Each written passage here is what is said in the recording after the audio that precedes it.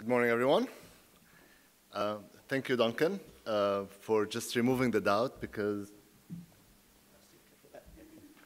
every time I go to a travel conference, people wonder, is Google a travel company? And we're not an airline yet. We're not a hotel chain.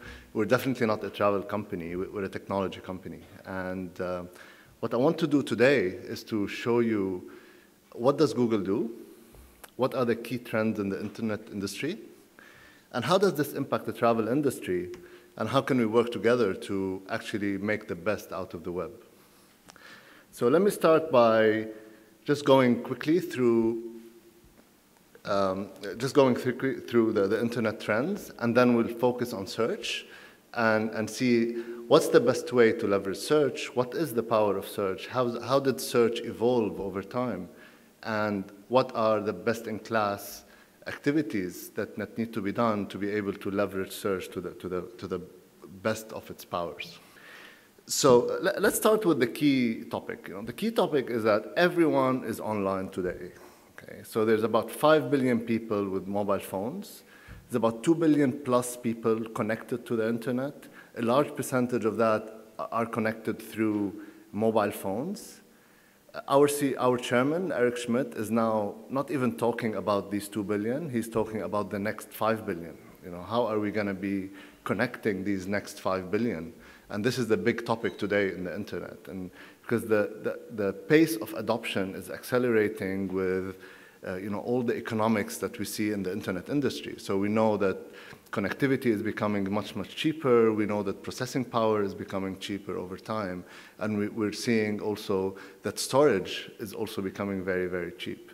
So with these three factors combined, the trend is going to continue. And before we know it, we're going to have 5 or 7 billion. Anyone who can access the internet will access the internet. Actually, anything that will benefit from an internet access will eventually have an internet access.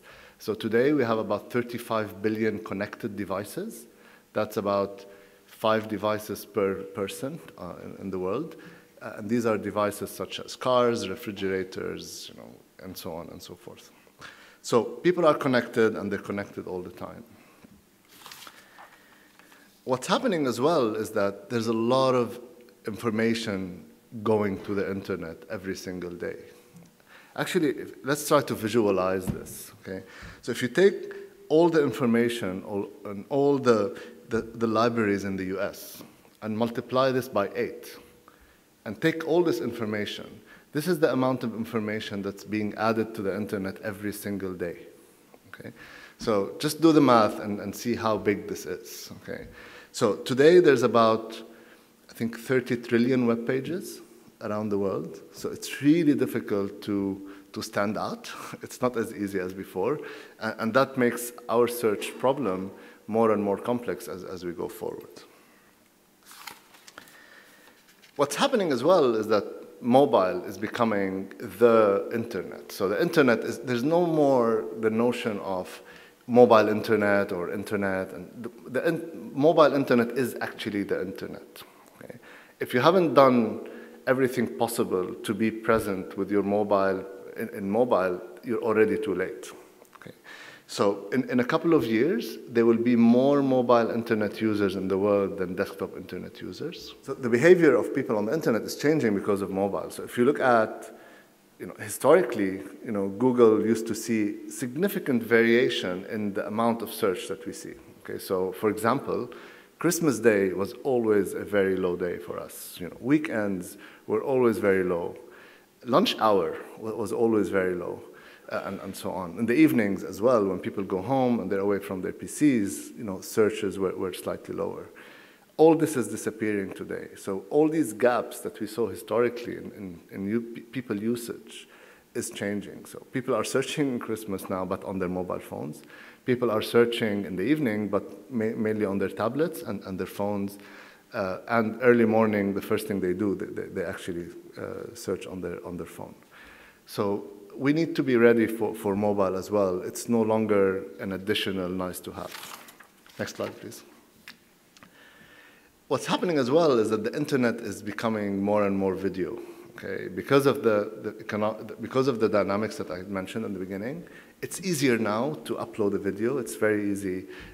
People can access video from any device. The connectivity is already there. So what's happening is that more and more of the internet is becoming video. Actually, in 2 years' time, 90% of the internet will be in the form of video. Okay, and that's a large number. Okay, and we're quite lucky because we have YouTube, and YouTube is the second largest search engine today after Google, and we're seeing usage and uploads to YouTube reaching incredible heights, and I'm going to mention a few numbers. Okay, so today we have about 800 million unique users on YouTube, watching, prepare for that, 4 billion views every single day. So there's about 4 billion views of YouTube every single day. And what's also, next slide please, what's also very notable is that people are not only watching YouTube, they're also participating in the conversation, they're contributing to the content. Everyone is now a content producer. Users are now producers. Actually, there's 72 hours of video uploaded to YouTube every single minute, okay, if you can imagine this number, okay?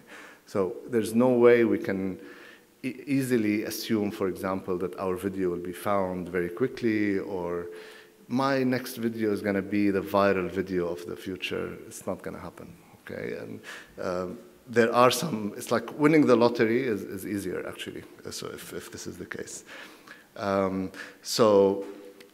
And the other thing about YouTube is that it's where everything is starting today. So it's starting on YouTube, and it's going everywhere, okay? So all these 72 hours that are being uploaded every minute, a lot of it is going to Facebook, a lot of it is going to Twitter, a lot of it is going to other websites. In fact, there's about 700 links every single minute going from YouTube to Twitter, okay? There's 500 years of YouTube watched on Facebook every single day, okay? So the volume is just incredible, and we need to be aware of that. Next slide, please.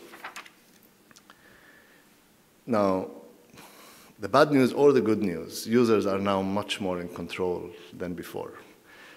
We've seen this with TV, with pay TV, with DVRs and such technologies, but this is more and more happening on the web, not only in terms of content, but also in terms of advertising, okay?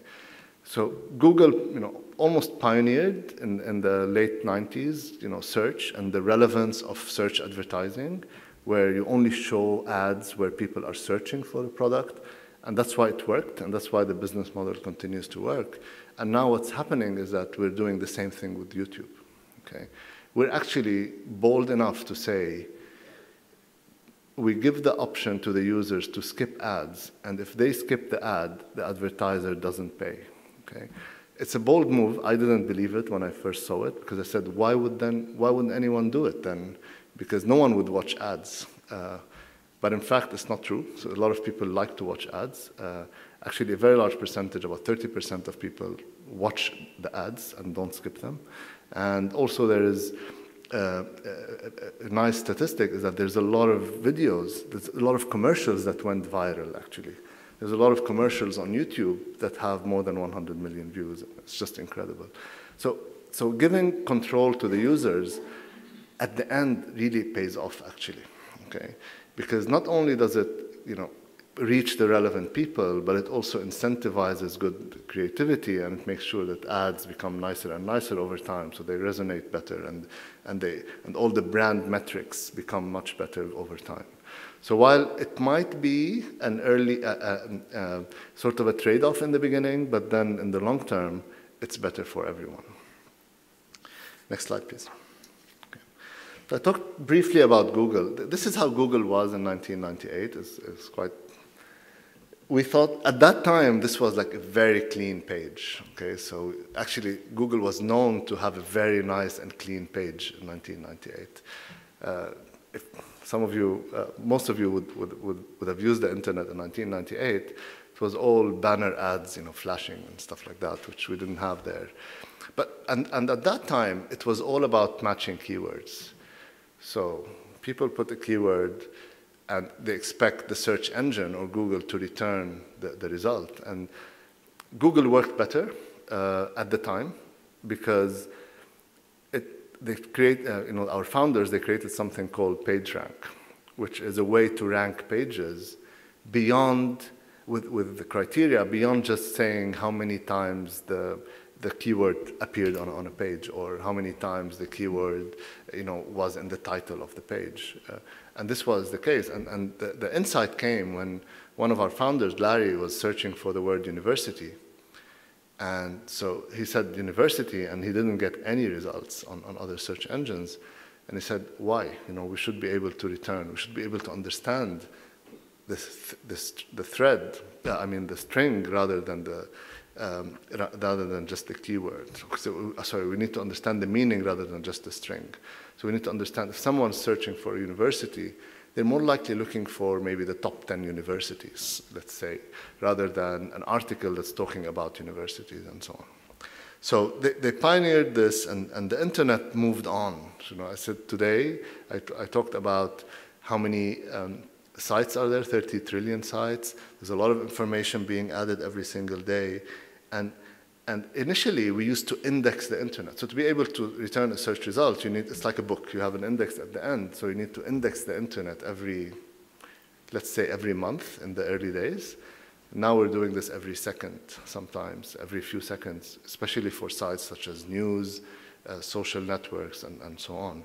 So this is becoming even more complex. So it's much wider, and we need to index it quicker and more frequently. And it's also now done in about 146 languages. People search in other languages, by the way, not only in English. And it's a relevant comment because most marketers think that if we cover English, it's enough. It's really not enough. And even in countries like the UAE, where we think that everybody searches in English, it's not the case. And I can share with you the numbers in a private session.